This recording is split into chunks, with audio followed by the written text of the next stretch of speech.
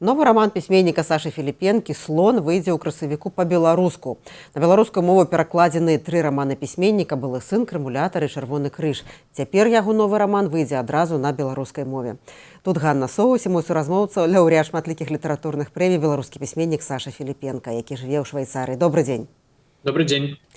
Саша, вядома, ваш новы раман называецца «Слон». Ён у тым ліку пра тое, вы казалі гэта раней у інтэрв'ю, як людзей расчалавечваюць, як людзі выбіраюць камфорт замест таго, каб выбіраць любоў. Давайце трошкі па спойлерам, раскажыце, пра што раман і ці ён напісаны на падставе, як многія вашы раманы, на падставе нейкай дакументальнай гісторыі. Мне падаецца, што вы уже распавялі ўсё пра гэты раман. Так, ён пра тое, што людзі абіраюць камфорт, пра тое, што людзі, што ім не хочацца заўважаць тое, што адбываецца вакол нас. Я так вось адзін раман пішу гістарычны, потым пішу пра тое, што з намі адбываецца, потым зноў гістарычны. Гэта раман, мне падаецца, вось адчасці ён, напэўна, гістарычны, таму што ён распавядае пра тое, што зараз з намі адбываецца, пра наш час, пра апошнія гады, пра вайну, пра тое, як людзі не заўважаюць яе. У гэтым сэнсе ёсць, канешне, дакументальныя асновы, гэта нашае жыццё. А магу дакладніць наша жыццё ў Расіі, у Беларусі, ва ўкраіне, дзе на падставе хто галоўныя героі? Гэта гісторыя, мне падаецца, яна можа адбывацца і ў Злучаных Штатах Амерыкі, і ў Расіі, і ў Беларусі, і ў Швейцарыі, таму што, як мы бачым зараз, мы аднолькава не хочам заўважаць нейкія цяжкасці, якія адбываюцца вакол нас. У гэтым сэнсе гэта гісторыя адбываецца, вы можете яе прачытаць, як тое, што яна адбываецца ў Беларусі, як тое, што яна адбываецца ў Расіі ці ў Злучаных Штатах. Гэта не вельмі істотна. Гэта пра тых людзей, якія аддаюць перавагу не заўважаць. Так. Чаму слон? Таму што гэта гісторыя пра тое, што аднойчы ў горад прыходзяць сланы, шмат сланоў, яны стаяць на вуліцах, яны стаяць у кватэрах, яны стаяць у тэатры, яны стаяць у цэнтры стадыёнаў, пляцовак, і людзям трэба нешта рабіць з тым, што прыйшлі сланы, а людзі не хочуць нічога рабіць. То бок ёсць пасіянары, якія нешта лічаць, што трэба гэта рабіць, што трэба змяняць нешта, а ёсць грамадства, якое вельмі хутка вырашае, што не, лепш мы будзем нічога не разумець, нібыта, лепш мы будзем жыць тым жыццём, якім жылі раней, не будзем нічога заўважаць. Таму слон гэта вельмі такі, мне падаецца, вельмі яскравы вобраз, вельмі просты, але з якім цяжка працаваць грамадству далей. І гэты слон, калі метафарычна гаварыць, проста людзі не заўважаюць, што ён знаходзіцца зусім побач, што ён перашкаджае штосьці рабіць. Так. Ці людзі ўсведамляюць, што ты супраць слана не папрэш, а што слон вялікі, слон моцны, і няма сэнсу супраць яго змагацца і нават заўважаць. Вось пра гэтай кніжка, што нехта разумее, што трэба, абавязкова трэба змагацца, а ёсць людзі, якія лічаць, што не трэба, таму што заўсёды былі сланы, і калі не будзе сланоў, будуць нейкія новыя праблемы, навошта зараз нешта пачынаць рабіць, і нібыта ўсё наша жыццё, ўсё стратэгія чалавецтва, мы нібыта заўсёды адаптуемся да ўсяго, і можа гэта таксама гэтая сітуацыя. Вось мы зараз бачым, што была 3 гады вайна, нібыта навошта было выказвацца, калі вось яна зараз скончыцца, і можна было сядзець у рэстаранах, хадзіць у тэатры і нічога не рабіць. І гэта пра выбар, які робіць кожны чалавек. А вы гаворыце, што гэта можа быць гісторыя беларуская, расейская, магчыма, украінская, магчыма, амерыканская. Якія розныя сланы для беларусаў, для расейцаў, для украінцаў, для амерыканцаў? Я не ведаю, мне цяжка адказваць на гэта пытанне, таму што розныя расейцы, розныя беларусы, розныя украінцы. Ёсць украінцы, якія намагаюцца свабоды, ёсць украінцы, якія з'язджаюць і жывуць недзе там у Лісабоне ці ў Барселоне. Ёсць беларусы, якія там за кратамі, ёсць беларусы, якія кожны дзень ходзяць працаваць у міліцыю, і таксама і расіянцы. У гэтым сэнсе, там, мне падаецца, вы ведаеце, што я супраць абагульненняў, таму і пра гэта таксама гісторыя пра тое, што людзі вельмі розныя, пра тое, што у людзей вельмі розная мараль, пра тое, што людзі вельмі па-рознаму падыходзяць да адной і той жа сітуацыі, вельмі па-рознаму яе бачыць. І вось хтосьці заўважае гэтых слоноў, які велізарны, які больш за слоноў, які там па 5-6 этажоў, а нехта не замечае зусім. Ці робяць выгляд, што не заўважаюць, каб выжыць, каб захавацца, каб быць у такой унутранай эміграцыі. Ёсць такая лінія ў вашым рамане? Так. Як вы гаварылі раней у інтэрв'ю, гэта будзе першы ваш беларускамоўны, дакладней, это першы раман, беларускамоўная версія якога выйдзе па-беларуску раней за расейскамоўную і версіі на іншых мовах. Давайте тут таксама паспрабуем залезці так у пісьменніцкую кухню, наколькі магчыма. Вы яго па-беларуску напісалі, ці спачатку па-расейску, потым перакладалі і вырашылі беларускую версію першай выдаць?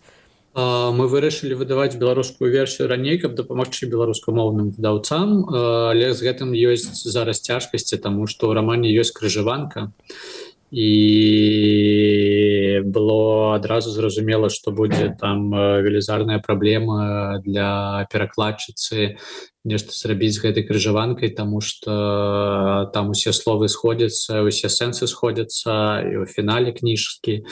І гэта праца, рахую, я рабіў 3 гады. У гэтым сэнсе зараз няма, мне падаецца, цяжкасці з пераклада тэксту, але ёсць вялікія цяжкасці з перакладам гэтай крыжаванкі, каб яна была, немагчыма зрабіць яе такой, якой яна ёсць у арыгінале, і немагчыма будзе перакласці на іншыя мовы, на нямецкую мову ці на французскую. Гэта будзе такая боль усіх маіх перакладчыкаў. Я не ведаю, хто лепш зробіць і як гэта будзе рабіць. Кожны перакладчык будзе гэта рабіць неяк там, не ведаю як. Карацей, у гэтым сэнсе так, кніжка выйдзе раней, у красавіку ўжо кніжка выйдзе на беларускай мове, і потым яна праз месяц павінна выйсці на расійскай мове, але вось ёсць там цяжкасці з перакладам, і я не ведаю, я не магу дапамагчы перакладчыку, я магу толькі спадзявацца, што нешта атрымаецца. Перакладчыкаў, мы раней з вами гаварылі, вы не называлі імёны, у гэтым выпадку можаце назваць? Не, таксама мы не можам пакуль называць імёны, але гэта толькі пытанне бяспекі. Вы казалі, робіце па-беларуску першую версію, каб падтрымаць выдаўцоў. Якое гэта будзе выдавецтва? Дзе вашым чытачам ужо можна замовіць і чакаць, каб атрымаць гэты раман? Так, гэта выдавецтва Гутенберг, выдавецтва, якое выдае ўсе мае беларускамоўныя кніжкі. Яно знаходзіцца, мне падаецца, ў Кракаве. Я не вельмі памятаю заўсёды, дзе ўсе мае выдаўцы, але мне падаецца, што ў Кракаве так, і кніжку ўжо можна замовіць. Я вельмі рады, што мне знайшоўся мой беларускі выдавец, і мне падаецца, што у нас добра атрымліваецца працаваць разам. І ў гэтым сэнсе вось там я ўжо бачыў, гэта першая вокладка, я яшчэ не бачыў там рускамоўнай вокладкі ці нямецкай вокладкі, і не ведаю, калі яна з'явіцца, але вось беларуская ўжо ёсць, і будзем спадзявацца, што зараз там ўсё добра будзе з крыжаванкай, кніжка будзе зусім хутка ўжо. Чаму для вас было прынцыпова, каб версія на беларускай мове выйшла першай, і ці гэта будзе далей з усімі вашымі новымі творамі? Таму што трэба дапамагаць беларускім выдаўцам, таму што гэта пытанне таго, што я не магу напісаць гэтую кніжку на беларускай мове, так як я зрабіў на расійскай мове, і вось гэтая праца з крыжаванкай, гэта адказ на гэта, таму што тое, што я рабіў 3 гады на расійскай мове, я б не змог гэта зрабіць на беларускай мове, але мы разумеем, што па-першае, мы бачым зараз, што ў людзей ёсць цікавасць чытаць на беларускай мове, і я не ведаю, ці заходзіць яна, ці не заходзіць праз 3-4 гады пасля пратэстаў, але нібыта ёсць людзі, якія хочуць чытаць толькі на беларускай мове і чытаюць на беларускай мове, на расійскай мове. У мяне ёсць чытачы, якія чытаюць мае кніжкі нібыта не на ўсіх, але на беларускай, на расійскай аднолькава чытаюць. У гэтым сэнсе гэта невялікае выдавецтва, і мне падаецца, што увогуле ўсе людзі, якія зараз яшчэ ў 2025 годзе займаюцца літаратурай, яны разумеюць, як трэба дапамагаць адзін аднаму, таму што мне падаецца, што людзі яны лічаць, што літаратура гэта нейкае такое хобі, што пісьменнік ён вось і выдаўцы яны ўсе чымсьці павінны зарабляць, яны ўсе павінны чымсьці займацца, а потым яны яшчэ і займаюцца літаратурай, робяць кніжкі, і людзі не вельмі добра разумеюць, як увогуле цяжка гэта і як вельмі цяжка, як складана беларускамоўным выдаўцам і расійскамоўным цяжка, і ў гэтым сэнсе там мы просто вырашылі, што будзем дапамагаць ім. Адзін мой калега недавно прызнаўся, што пасля 2020 году практычна перастаў чытаць мастацкую літаратуру, увесь час чытае навіны, аналітыку, публіцыстыку, што ў яго для мастацкай літаратуры просто бракуе настрою, хаця чалавек быў, які вельмі шмат чытаў до 2020 году. Ці вы заўважаеце, як пісьменнік, як апошнія 5 гадоў мяняюцца чытацкія звычкі, прынамсі тых, хто вас чытае? Мне цяжка там зноў-такі казаць за ўсіх, так? Я магу заўважаць тое, што ў мяне, конечно, мяняюцца звычкі, але ў мяне гэта час ад часу, я ведаеце, там у мяне бывае такі час, калі, напрыклад, я зусім не магу глядзець ніякія фільмы, і калі я пачынаю працаваць над кніжкай, я магу чытаць толькі дакументы, напрыклад, калі я працую з гістарычным раманам, і магу слухаць толькі музыку. Вось, напрыклад, зараз я зусім не магу не глядзець ні тэлебачанне, ні нават футбол не магу глядзець.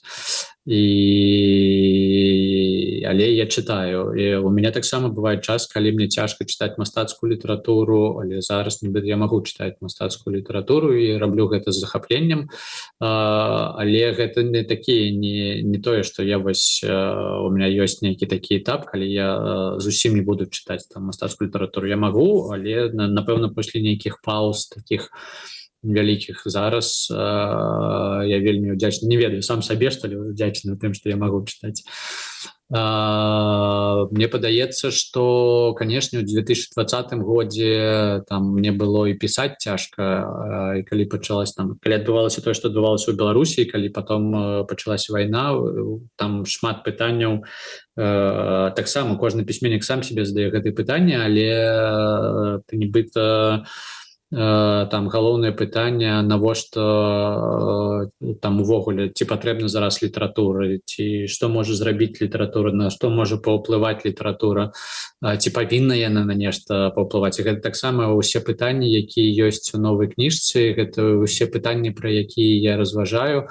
І напэўна аднойчы ты сам сабе адказваеш, што можа яна паўплываць ні на што не можа, але ты павінен працягваць займацца літаратурай, таму што гэта тое, што ты можаш рабіць, тое, што ты павінен рабіць, тое, да чаго ў цябе ёсць ці няма таленту, я не ведаю. Но гэта такая там вельмі істотная частка твайго жыцця, і таму так, да. Што вы зараз чытаеце? Зараз я чытаю, недзе была кніжка нейкага амерыканца, я ее нават не магу вымавіць, бібліятэкарыст ці нешта такое, вельмі складана нейкае названне, але цудоўная кніжка, мне падабаецца.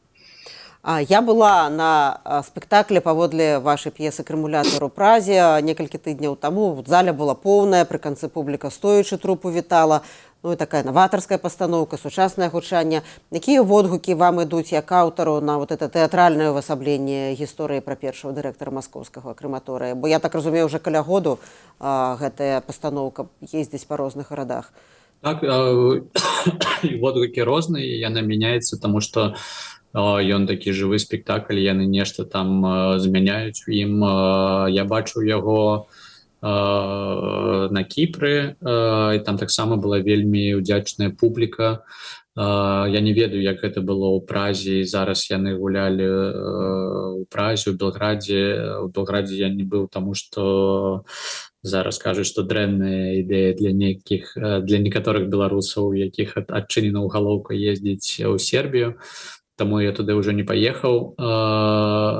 Мне падаецца, што гэта нейкая ўсё ж такі, гэта не моя кніжка, так, гэта там пастанова, і, канешне, там Макс Дідзенка, ён рабіў там з драматургам нейкую сваю працу, але калі пасля пастановы людзям хочацца прачытаць арыгінал, калі яны вось імкнуцца набыць кніжку, мне падаецца, што гэта добрая, канешне, справа для пісьменніка, таму што мы бачым там як шмат кніжак зараз, да, і калі твоя кніжка, яна вось калі яе адаптуюць, калі яна там за яе робяць пастанову, гэта, канешне, вялікая прывілегія для пісьменніка.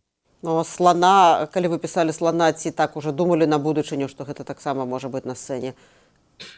Ну і так і не, таму што заўсёды ты нібыта там уяўляеш сябе, як гэта можа быць, што гэта можа быць і кіно, і што гэта можа быць на сцэне, але гэта будзе вельмі цяжка зрабіць на сцэне. Ну, то есть я не ведаю, заўсёды есть рэжысёр, які можа там нешта прыдумае, але я пакуль не разумею, я разумею, як зрабіць з гэтага прыгожае кіно, як зрабіць з гэтага пастанову, не ведаю. Пабачым, можа хтосьці возьмецца за гэта. Дарэчы, наконт кіно, можа памыляюся, але не было экранізацыі паводле вашых твораў пакуль?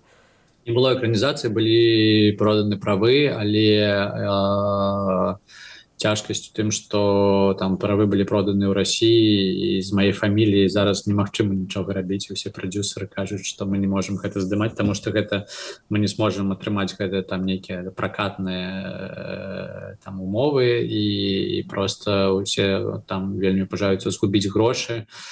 І ў гэтым сэнсе цяжка зараз уявіць, што кіно можа выйдзе, можа яно там з'явіцца недзе ў Латвіі ці яшчэ небудзь, але ў Расіі ці ў Беларусі наўрад ці, канешне, яно можа з'явіцца зараз. Для якога раману былі прададзеныя правы на экранізацыю?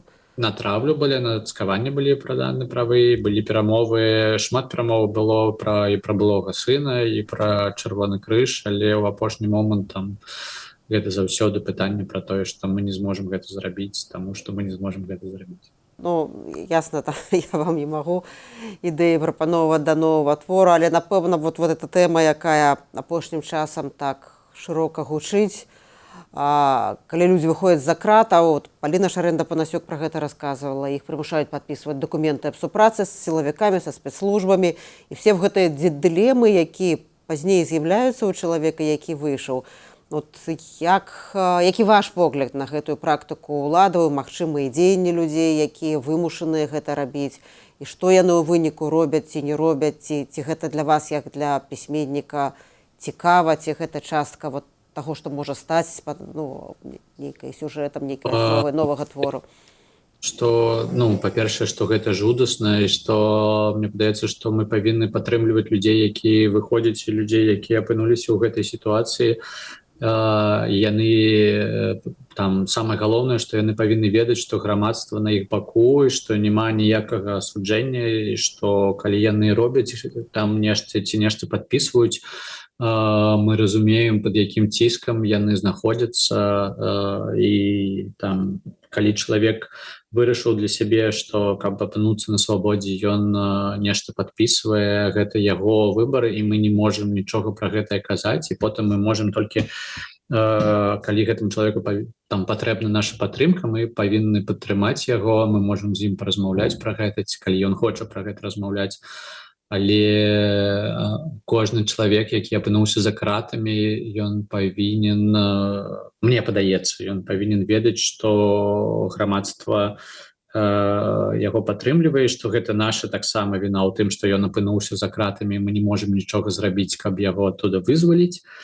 І я вось не той чалавек, які будзе асуджаць таго, хто там нешта такое падпісаў, таму што я разумею, як гэты ціск адбываецца, там я ведаю, як там мой бацька запісваў гэта відэо, у якім там асуджае маю дзейнасць, і як гэта робіцца, і ў гэтым сэнсе трэба нічога ўвогуле не разумець пра Рэспубліку Беларусь, каб не разумець, як гэта адбываецца. І, канешне, людзі не записываюць гэтыя відэа, ідуць на кантакты не таму, што яны вось раніцай там расплюшчылі вочы і вырашылі, чаму бы, напэўна, і ёсць там людзі, як Азаронак, які хоча працаваць на гэтую ўладу, але мы разумеем, што гэта меншасць, там, я не ведаю, там, адзін чалавек з 1000 ці з мільёнаў, які вось па сваім жаданні гэта робіць там, не лічачы там сілавікоў усялякіх. але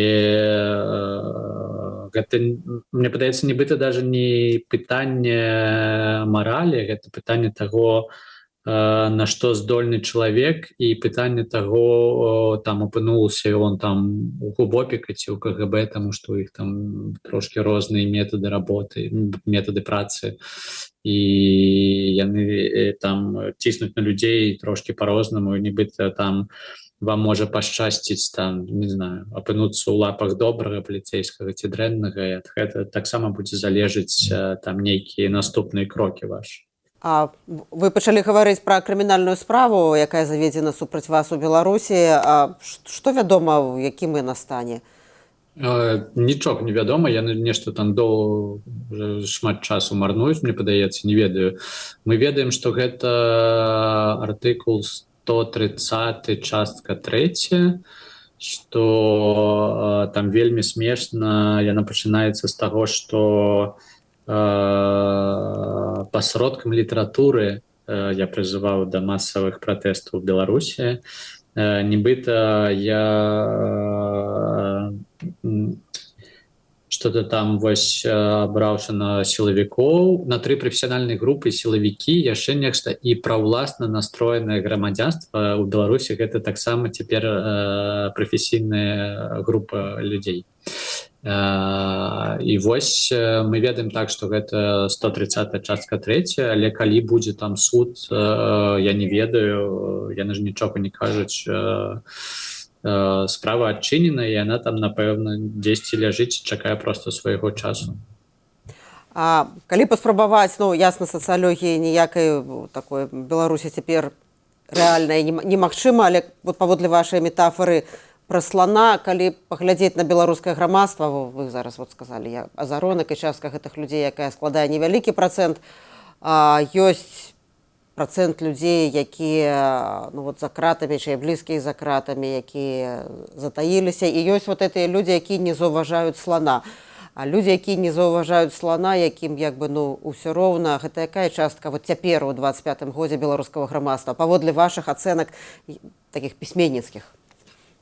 Ну, мне падаецца, што цяжка, таму што гэта ж умовы, да, у якіх жывуць беларусы зараз. Там мы бачым, што мільёны беларусаў зараз працягваюць жыць у Беларусі, нібыта не выходзяць на пратэсты і нібыта маўчаць, але яны ж маўчаць не таму, што яны там падтрымліваюць усё, што адбываецца ў краіне, а таму, што ў іх няма магчымасці выходзіць зараз, так? І калі б у іх была гэта магчымасць, да, і калі б была магчымасць усіх людзей, якія зараз апынуліся за межамі краіны вяртацца, то мы пабачылі там нейкую іншую краіну. І ў гэтым сэнсе там я думаю, што нехта падтрымлівае, нехта не падтрымлівае. Мы разумеем, што людзі, канешне, таксама стаміліся, таму што прайшло ўжо там пасля 2020 года, зараз там мы з вами размаўляем 2025, і нічога не змянілася, і людзей працягваюць там чапляць. Мы разумеем, што людзі зноў там плацяць нейкія штрафы, і вось яны зноў апынаюцца за кратамі. Конечно, людзі, у якіх няма магчымасці з'ехаць, ці якія вырашылі заставацца ў краіне, таму што кожны там сам абірае гэта. Конечно, мне падаецца, што шмат беларусаў проста стамілася, немагчыма ўвесь час знаходзіцца ў гэтай такой барацьбе, немагчыма ведь там, потому что за 5 год у вас дзеці могуць там вырасці, ім трэба ісці ва універсітэт, там нейкія бытавыя праблемы, хваробы, шмат чаго адбываецца, як і ў людзей, якія з'ехалі, так і ў людзей, якія засталіся. І, канешне, мне падаецца, што няма ніякай сацыялогіі з-за гэтых умоў. Калі мы там апынуліся ў краіне, дзе кожны можа сказаць тое, што ён думае, мне падаецца, што там тады б мы даведаліся. Зараз гэта проста краіна, якая там, якую працягваюць там кантраляваць сілавікі, у якой немагчыма быць свабоднымі, займацца творчасцю і ўвогуле нават казаць пра тое, што ты лічыш. Дзе вы бачыце сябе праз 1 год, праз 5 гадоў і праз 10 гадоў? Не ведаю, у меня зусім няма адказа. Я нават мне падаецца, што ніколі гэтым пытаннем не задаюсь, таму што вось жыццё такое, што так шмат уже дзе я пажыў, так шмат, што ўвесь час я напэўна, калі будзе так працягвацца, то ў цягніку ці ў летаку не ведаю. Мне б хацелася зараз там вот мы працягваем рэдагаваць кніжку, каб яна выйшла, таму што там для мяне гэта вельмі складаная была праца шматгадовая і эмацыянальна вельмі складаная, і зараз хочацца проста, каб кніжка пачала жыць. Хочется скончыць п'есу і можа там нешта яшчэ напісаць, таму што я зараз адчуваю сябе сілы, каб пісаць далей. І, напрыклад, там некалькі год назад мне падавалася, што я ўжо ніколі не змагу нічога пісаць. Зараз я нібыта адчуваю гэта, таму не ведаю. Хочацца верыць, што недзе там праз 5 год, 10 буду ў бібліятэцы сядзець, і што ў меня будзе нейкае месца, дзе я смогу працягваць пісаць. Ну, чакаем выхаду рамана, чакаем новых твораў. Дзякуй вялікі, што знайшлі час для свабоды прэміум. Дзякуй вам. Гэта быў пісьменнік Саша Філіпенка. Ягоны раман «Слон» выйдзе ў красавіку па-беларуску. Я, Ганна Соусь, развітваюся з вамі. Заставайцеся са свабодай і ў бяспецы.